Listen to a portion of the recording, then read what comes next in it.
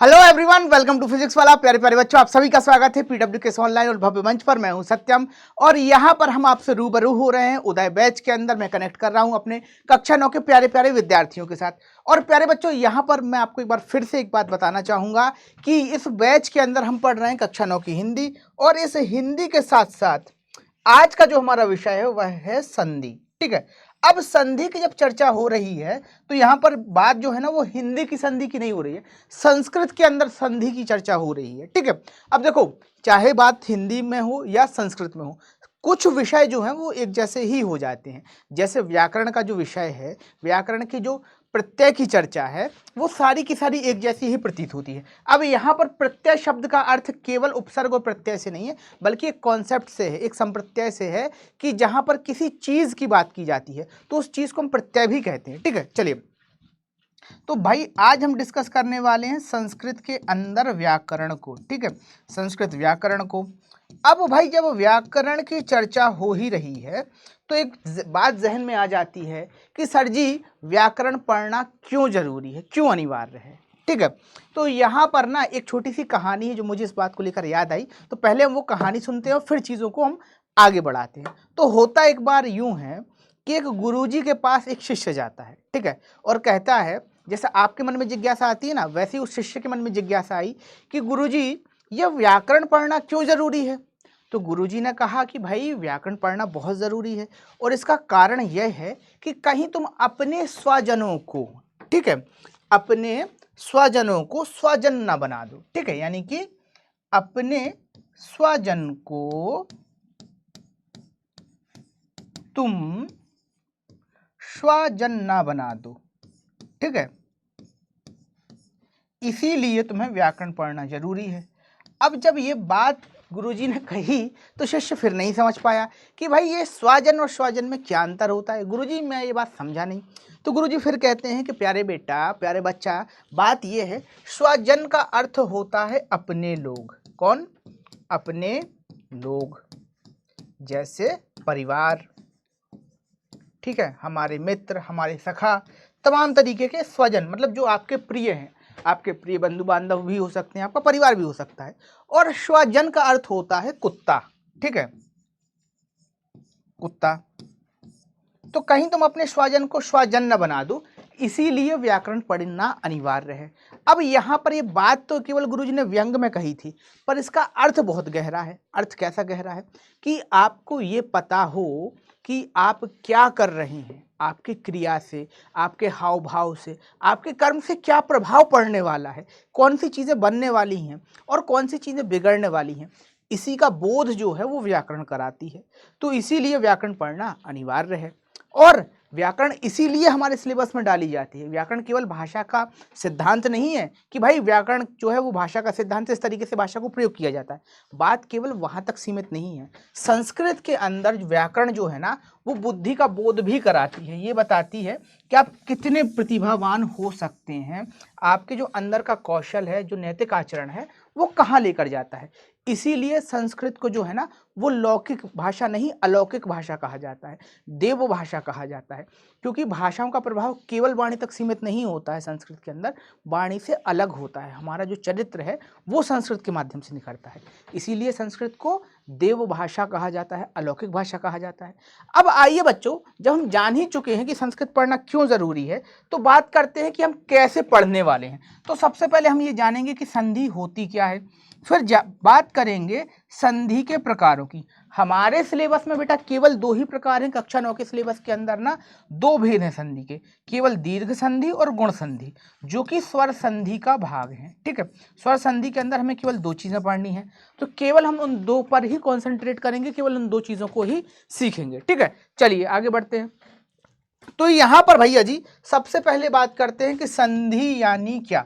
अगर संधि के शाब्दिक अर्थ की बात करें तो कहा जाता है योग या जोड़। ठीक है, अब पुनः प्रश्न उठ जाएगा कि गुरुजी किस चीज का योग या किस चीज का जोड़।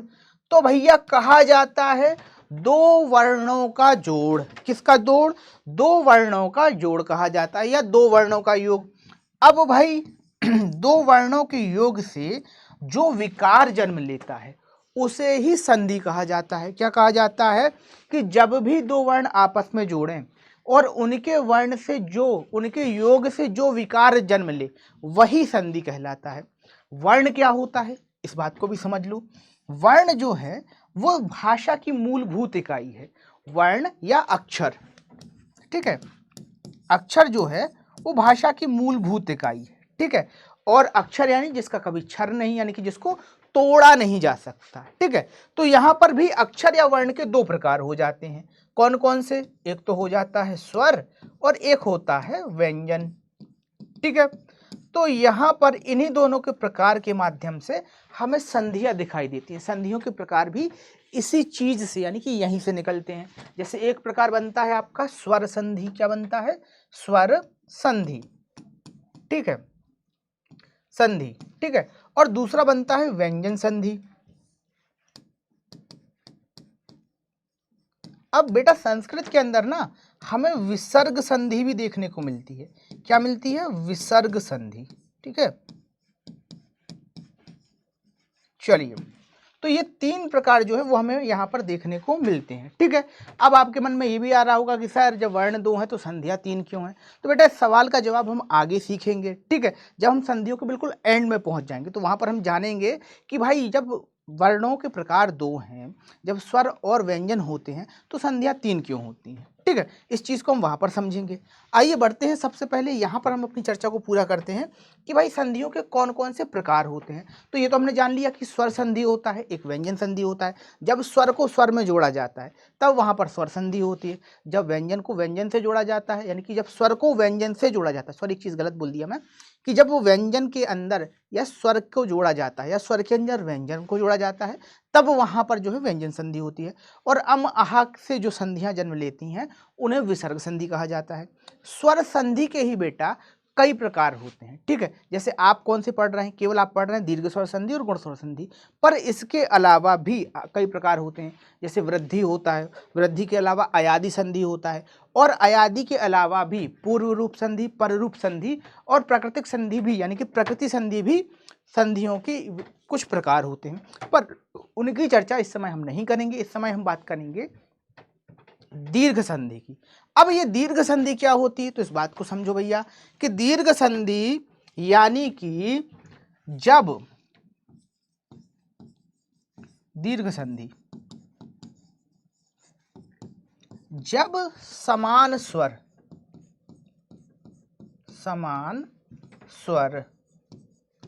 आपस में मिलते हैं, आपस में मिलते हैं, ठीक है, तब दीर्घ संधि होती है। अब भाई ये समान स्वर क्या है? तो भैया चाहे हास्य स्वर का मिलन हास्य स्वर के साथ हो जाए या दीर्घ स्वर का दीर्घ स्वर के साथ हो जाए, वहां पर जो है हमें देखने को मिलती है दीर्घ संधि। जैसे इसको परिभाषा के रूप में कहें तो ऐसा कहा भी जाता है कि भैया या तो हास्य, यदि हास्य या दीर्घ, यानी कि आ ई उ ऋ लिर स्वर के बाद यदि हास्य या स्वर समान स्वर आ जाए तो वहां पर दीर्घ स्वर संधि होती है। अब बात आती है कि भाई हास्य स्वर क्या है? तो ह्रस्व स्वर यानी कि ऐसे स्वर, ठीक है, जिनके उच्चारण में एक मात्रा का समय लगता है। ये मात्रा की चर्चा आ गई कि भाई ये मात्रा क्या होती है। तो पहले स्वर समझ लो फिर मात्रा की बात करेंगे।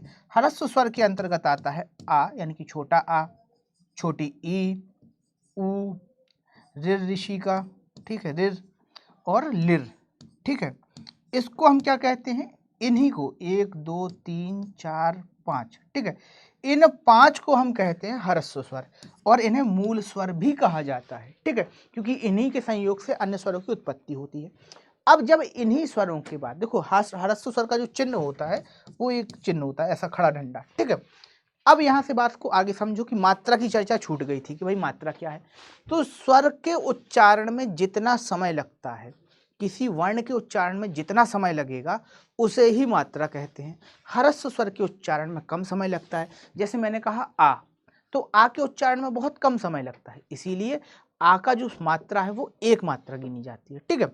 अब बात करते हैं दीर्घ स्वर की, ठीक है। तो भैया दीर्घ स्वर यानी कि वे स्वर या वे स्वर जिनके उच्चारण में ज्यादा समय लगता है, ठीक है। जैसे मैंने कहा बड़ा आ, ठीक है, बड़ी ई, ठीक है, फिर मैंने कहा बड़ा ऊ, ठीक, फिर ऋषि का वो भी एक होता है, ठीक है। तो उनकी जो समता होती है, ठीक है, वहां से जो स्वर निकलता है उसे ही हम क्या कहते हैं, उसे ही हम कहते हैं दीर्घ स्वर, ठीक है। और जब इन दोनों का आपस में मेल होता है तब दीर्घ स्वर संधि का जन्म होता है। अब यहाँ पर एक चीज ये समझ लेना बेटा कि भैया जी जब भी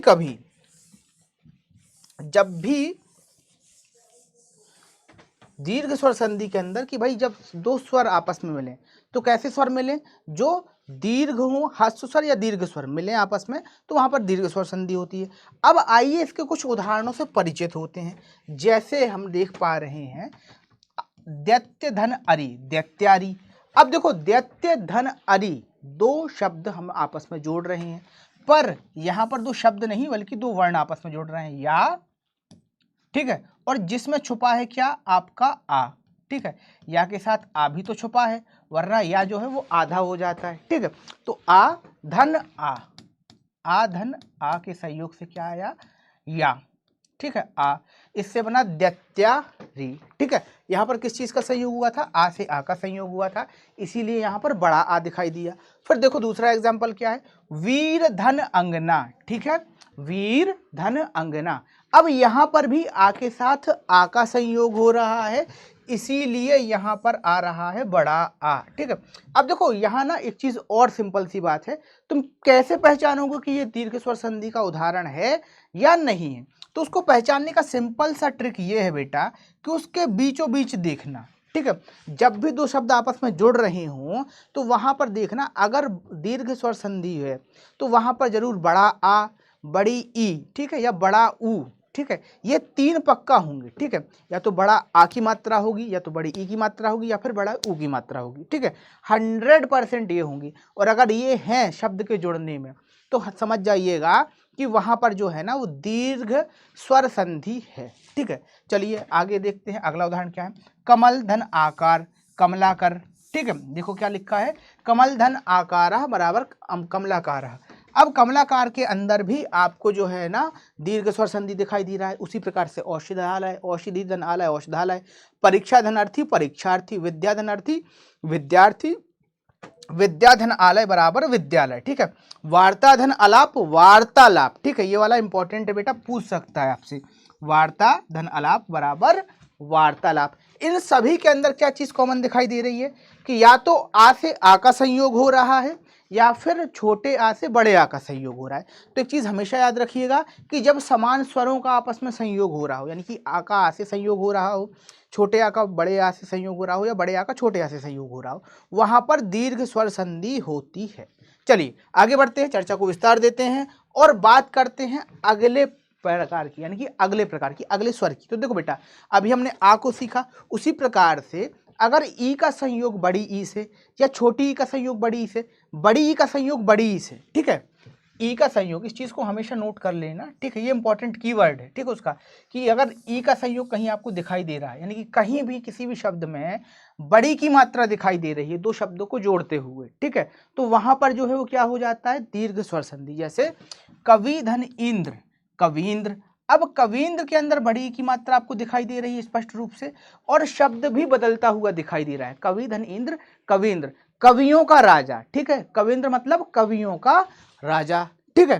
तो इस तरीके से आपको क्या दिखाई दे रहा है भाई साहब कि यहां पर जो है वह दीर्घ स्वर संधि है। एग्जाम्पल दूसरा देखो, कविधनीश, कविश, तो कविश में भी बड़ी की मात्रा, दीर्घ स्वर संधि।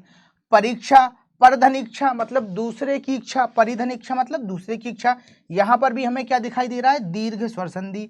मुनि धन ईश्वर, मुनीश्वर, मही धन इंद्र, महींद्र, शची धन इंद्र, शचींद्र, रजनी धन ईश, रजनीश, जानकी धन ईश, जानकीश, ठीक है। तो यहां पर हमें क्या दिखाई दे रहा है कि बड़ी की मात्रा का संयोग जो है वो छोटी से हो रहा है, इसीलिए बड़ी की मात्रा यानी कि दीर्घ स्वर की उत्पत्ति हो रही है। तो यहाँ पर एक बात हम अच्छे तरीके से समझ गए भैया जी कि भैया दो परस्पर स्वर, चाहे वो समान स्वर हो चाहे वो असमान स्वर, जब भी मिलेंगे तब वहां पर क्या होगा, वहां पर दीर्घ संधि का जन्म होता है। चलिए आगे बात करते हैं, चर्चा को विस्तार देते हैं और बात करते हैं अगले उदाहरण की। तो बेटा अगला जो क्रम है इसी क्रम में वो है ऊ का क्रम। ठीक है, तो देखो पहले हमने अभी तक आ को सीखा कि भाई जब दो आ आपस में मिलते हो तब दीर्घ संधि हो जाती है, चाहे फिर वो छोटा आ हो चाहे वो बड़ा आ हो, इस चीज़ को याद रखिएगा। फिर हमने दूसरी चीज़ सीखी कि जब दो ई आपस में मिलती है, चाहे वो छोटी ई हो या बड़ी ई हो, या फिर एक तरफ छोटी ई हो दूसरी तरफ बड़ी ई हो, दोनों मिलकर क्या बनाती हैं, दीर्घ स्वर संधि।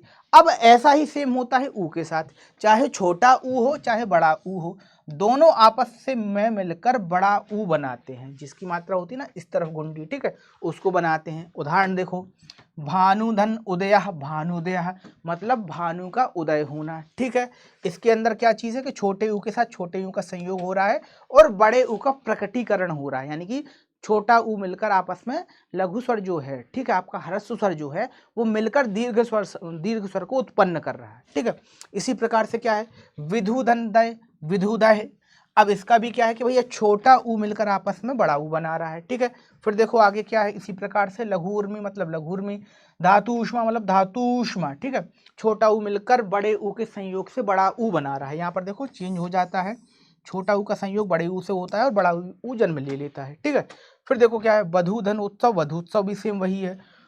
भू धन उत्सर्ग, भूत्सर्ग भी वही बात को दोहराता है कि भाई ऊ का जो प्रयोग है वो छोटे ऊ के साथ संयोग हो रहा है और वहां से बड़े ऊ का जन्म होता है। ठीक है, चलिए आगे बढ़ते हैं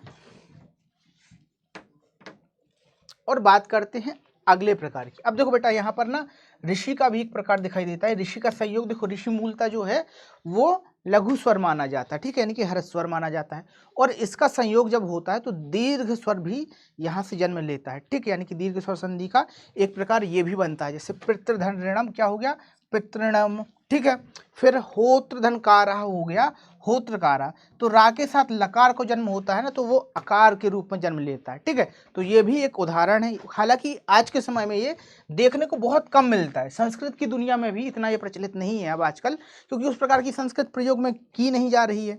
इस प्रकार की संस्कृत का प्रयोग बेटा तब किया जाता था जब ऋचाओं का प्रयोग किया जाता था। ऋचाएं क्या, बड़े बड़े शब्द हुआ करते थे, तो उन बड़े बड़े शब्दों को ना छोटे रूप में लिखने के लिए संधि का लगातार प्रयोग करना पड़ता था, पर अब उस तरीके से प्रयोग हो ही नहीं पाता है। ठीक है, चलिए तो बेटा यहाँ तक हमने चर्चा करी किस चीज़ की, दीर्घ संधि की। दीर्घ संधि का क्या फंडा था एक बार और समझ लो, कि जब भी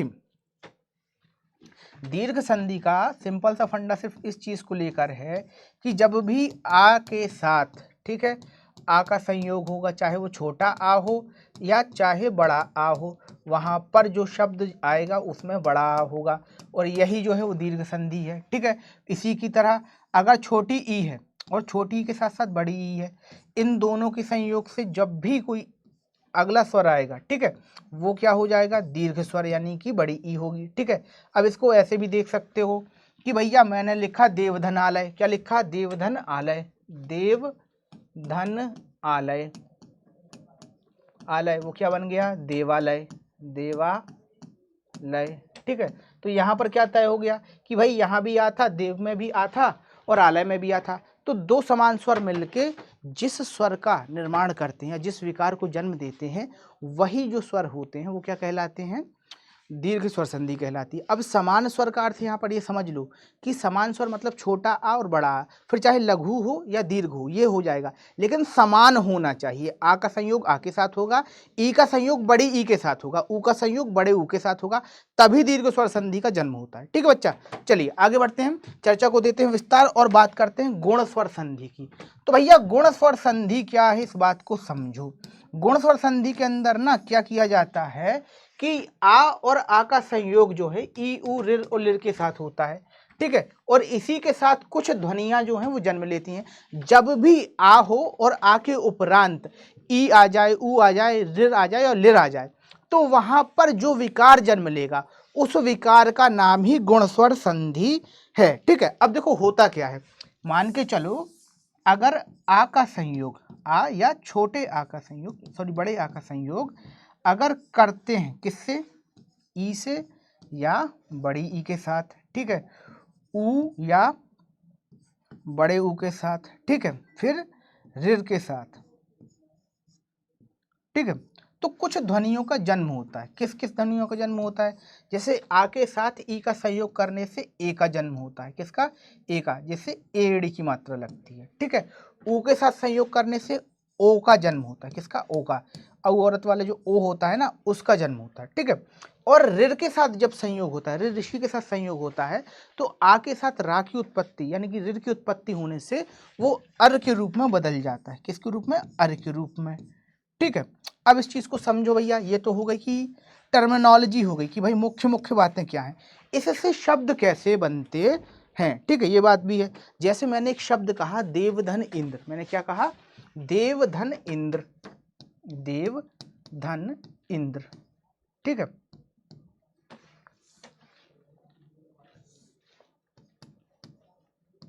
इंद्र। ठीक है। अब इन दोनों के संयोग से बना देवेंद्र। क्या बना? देवेंद्र। ठीक है। तो यहां पर क्या हो गया? आ का जो परिवर्तन है। ठीक है, देखो यहां पर क्या है? आ हो गया आपका। ठीक है, एक तरफ, और दूसरी तरफ क्या है? ई है। तो आ और ई के संयोग से ए की मात्रा जन्म ले रही है। किसकी मात्रा ले रही है? ए की मात्रा जन्म ले रही है। ठीक है। तो यहां पर देवधनेन्द्र से बन गया देवेंद्र। उसी प्रकार से दूसरा अगर हम उदाहरण देखें तो हम देख पाते हैं कि भाई साहब हमने कहा महोदय। ठीक है।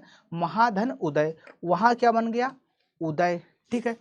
जैसे इसको भी देखो, हमने कहा महाधन उदय। ठीक है। इससे क्या बना? महोदय। महोदय। ठीक है। तो इस तरीके से क्या हुआ? आ और ऊ के संयोग से ओ की मात्रा का जन्म हो गया। ठीक है। और फिर आता है आ की मात्रा और ऋ की मात्रा, यानी कि आ वर्ण और रा। ठीक है। इन दोनों के योग से क्या हो जाता है? ऋ ऋषि के योग से जन्म लेता है अर। ठीक है। चलिए, तो ये तो थी बेटा टर्मिनोलॉजी। अब इसी बात को आगे बढ़ाते हैं और धीरे धीरे कुछ उदाहरणों के माध्यम से समझते हैं। जैसे देखो, आ और ई के संयोग से जन्म क्या, कौन कौन से जो मात्राएं हैं वो जन्म लेंगी, कौन कौन से वर्ण जन्म लेंगे। तो देखो, नरधन इंद्र बराबर नरेंद्र। ठीक है। अब यहाँ पर क्या किया गया है? आ और ई के संयोग से ए का जन्म हो रहा है। फिर देखो दूसरे उदाहरण में क्या है? आ और ई, इन दोनों को आपस में मिलाने से ए की उत्पत्ति होती है। जैसे सुरधन इंद्र सुरेंद्र, नरधन ईश नरेश, परमधर ईश्वर परमेश्वर। ठीक है, इसको ठीक कर लो, परमधन ईश्वर होगा ये, परम धन ईश्वर परमेश्वर, रमाधन इंद्र रमेंद्र। ठीक है। अब यहां पर क्या हो रहा है कि बड़े आ का संयोग होने लगेगा। तो देखो, रमाधन इंद्र बराबर रमेंद्र, महाधन इंद्र बराबर महेंद्र। इसी तरीके से अब आगे क्या होगा कि बड़े आ के साथ जो है वो बड़ी ई का संयोग होगा। तो महाधन ईश बराबर महेश हो जाता है। ठीक है। उमाधन ईश बराबर उमेश हो जाएगा। ठीक है। अब देखो आगे क्या है अगले उदाहरण में।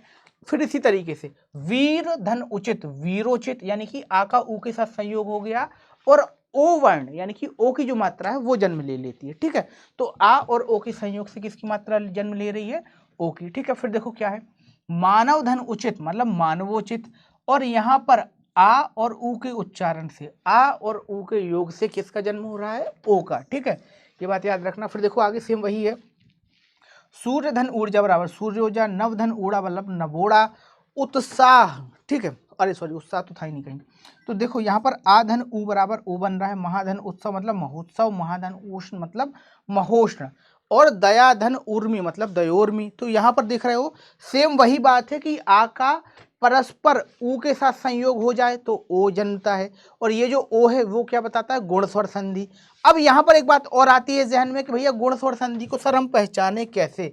तो भैया गुण स्वर संधि को पहचानने का सबसे सिंपल तरीका ये है कि देखना, जो भी गुण संधि की बात होगी तो वहां पर ए की मात्रा जरूर मिलेगी।